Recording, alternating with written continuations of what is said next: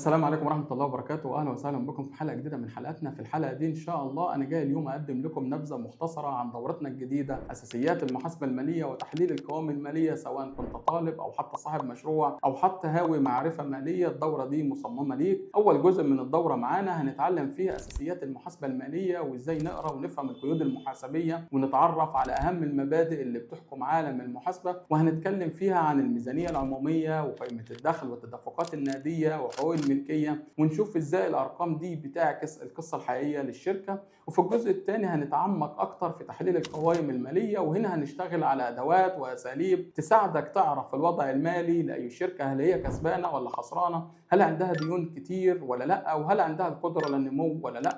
كل الكلام ده بنتعرفه مع بعض في الجزء الثاني من الدوره. والاجمل ان الدوره مش مجرد نظري، هنعمل تطبيقات ودراسه حالات حقيقيه بحيث لما تخلص الدوره تكون قادر على تحليل اي قوائم ماليه بنفسك. لو مهتم انك ترفع مهاراتك الماليه او تبدا طريقك في عالم المحاسبه، سجل معانا. رابط التسجيل موجود في الوصف اسفل الفيديو، ونشوفكم في اول محاضره. ولو عجبك الفيديو شارك الحلقه مع اصحابك، واشوفكم في الحلقه الجايه وفي اول يوم في المحاضره. والسلام عليكم ورحمه الله وبركاته.